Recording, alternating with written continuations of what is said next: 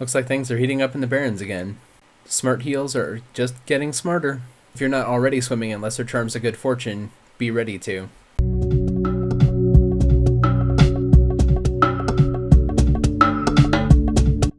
Hello and welcome to this week's Azerothian Ascendance. My name is Syl, and we're here to talk about the top stories in World of Warcraft this week.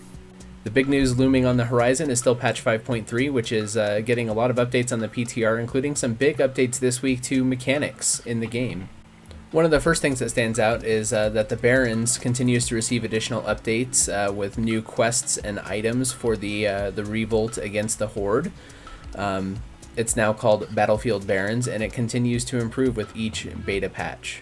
Not a lot of big news this week on the Battlefield Barrens situation, but one change that Blizzard has made through the recent patch updates is that the bosses in the Battlefield Barrens situation will drop Lesser Charms of Good Fortune as a guaranteed drop.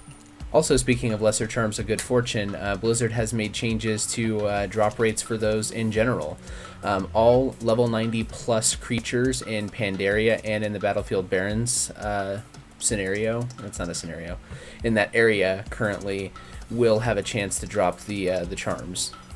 In addition to that, Blizzard is adding a couple of options for you to use the Elder Charms on. They're adding a stackable empty crate that you can use in the Troves of the Thunder King scenario so that you can get some more loot.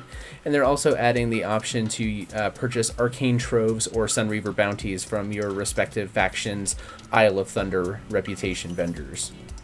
A big change that's exciting to me as a healer is some improvements that are being made to smart healing in the next patch. Smart heals are being reworked a little bit in patch 5.3 so that they'll always prioritize lower percentage health targets, which is pretty similar to the way they currently behave. They always have done that. But the big improvement that's coming here is that it's going to prioritize player targets over pets or NPC targets. And these rules are being applied consistently across all smart heals, so things like Circle of Healing for Holy Priests, Atonement heals from Disciplined Priests, Wild Growth, all the varying spells like that use the smart targeting rules currently are going to have their rules set to this new standard rather than the existing sort of scattered standards that use just the health percentage often as the only guideline. One other cool change being made for patch 5.3 for healers is that players at full health no longer count towards the AoE target cap for healing spells and ground effects. So things like Efflorescence for Druids and Holy Word Sanctuary, that's the one, will now not be affected by those targets standing in the region, so you have some more flexibility when placing those spells.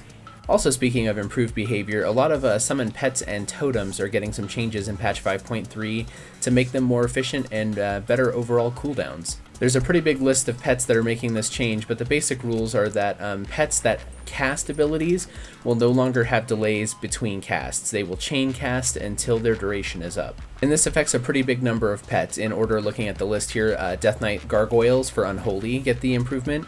Force of Nature for Balance and Resto Druids gets the change, and also Mirror Image for that granted through Symbiosis will have that improvement.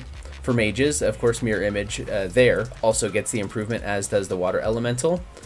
And for Shaman, Searing Totem also gets this change. Lastly, Warlocks have quite a number of minions that benefit from this: Doom Guards, Terror Guards, and their Wild Imps. There are more details that have been released on the PTR about the Darkspear Rebellion against Garrosh Hellscream.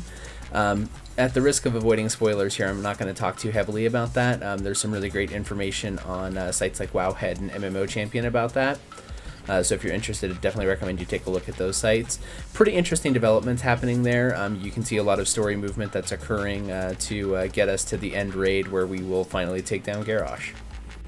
But now to talk about current patch content, 5.2 has received a fair number of hotfixes this week, among which most of them have been 10-man rating difficulty fixes. The most prominent of which have been health reductions for the ads on Horadon for 10-man, and some decreases to the effectiveness of abilities on Council of Elders on 10-man. One really interesting change that Blizzard has also made is actually affecting Garalon from Heart of Fear. So they've hotfixed on both 10 and 25 player normal difficulties for his enraged timer to be 12 minutes instead of 7. With the nerf, at least personally in my guild, we didn't have a lot of issues with the 7-minute enraged timer. It went pretty quickly. We were able to get him down just fine. But for those guilds that have been struggling on that fight and have been trying to progress past it to get to Throne of Thunder, That is probably a sigh of relief that you will hear from those guilds. Also, there were some hotfixes made to some of the PvE trinkets that you can purchase from the Shadowpan Assault, particularly the Strength and Agility trinkets. They've had a reduction to the amount of Strength and Agility they grant. Normally, those trinkets grant 8,800 of the stat that's given when you activate them. In PvP scenarios only, that's being decreased to 6,908. Still a pretty big number, but it looks like it was causing a lot of burst problems in PvP, and so that has been nerfed a decent amount to help compensate for that.